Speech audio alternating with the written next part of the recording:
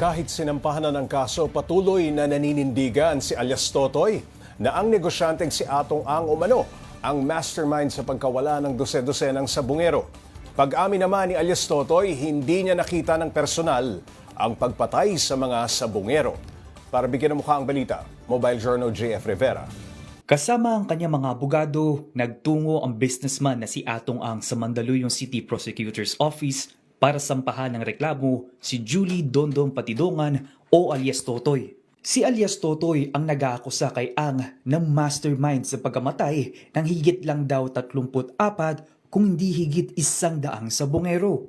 Pero sagot ni Atong Ang, wala naman kaming history na makakatay ng tao. Diba? Paano mangyayari yan? Kasi sinungaling ba mukha ako? Hindi. bukod kay alias Totoy, kabilang din si Alan Bantiles o alias Brown sa sinampahan ni Ang ng reklamong robbery, grave threats and coercion, slander, incriminating innocent person at extortion. Isa-isa tinatawagan nila, hiningi nila ng pera. Sa akin, ang sinabi sa akin ni Brown, para maayos daw yan, bigyan ko ng 300 million. Kaya namura ko doon nagsimula. As early as February bago siya mag-file, bago siya gumawa ng affidavit. Talaga sila ang nakikiusap talaga na nag-extort talaga. Buwelta pa ng negosyante kay alias Totoy, Doon, mag-isip ka doon. Kung ano man ang mga, huwag ka na magsinungaling na magsinungaling. Di ba kita parang ano ko hindi ko na ganyan kakasama, pati ako baka tayo mo pakikita mo pa. pero sa panayam sa One Balita Pilipinas, itinanggi ni alias Totoy na sinubukan niyang kikilan si Ang. Hindi ko pinirmahan yan, pinipilit niya ako, nabayaran niya ako, gawin niyang 500 million, una, sinabi niyang 300 million.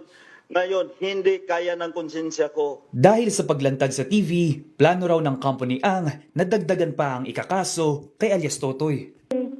Listening to your interview, dadagdagan namin ang kasong ipa-file namin because of all the lies that he said in your interview. All lies. Baka i-cyber libel namin rin yan. Pero si alias Totoy nanindigan sa kanyang isiniwalat ng makausap sa programang Ted Filon at DJ Chacha sa True FM. Yan ay kahit pa aminado siyang hindi niya personal na nakitang pinatay at tinapon sa Taal Lake ang bangkay ng mga sabungero. Napanood niya lang daw ang sinapit ng mga ito sa video. Pinusasan kasi nila yan, nung nakita ko yung mga polis na yun, nakapusas yan. Tapos tinatalian ng tie-wire sa liig. Dahan-dahan ginagarote nila hanggang sa lumabas yung dila. Ang mismo ikaw present sa panahon na sila'y pinatay? Wala po. Isa raw sa mga kinuha ng mga kasabwat na pulis ay si June Lasco. Ang pamilya ni Lasco, labis ang hinanakit.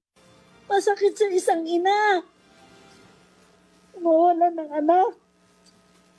May mga anak din sila. May magulang, may pamilya. Nadadawit din sa mga nawawalan sa bungero ang aktres na si Gretchen Barreto, na kasama ngayon sa iniimbestigahan ng Department of Justice. Sooner than later, it will happen. Giit naman ang kampo ni Barreto, handa siya makipagtulungan sa investigasyon. Habang patuloy na iniimbestigahan ang nangyari sa Los Sabongeros, patuloy namang umaasa ang kanilang pamilya na lumabas na ang katotohanan para makamit ang inaasam nilang hustisya. Mobile Journal JF Rivera po, hatid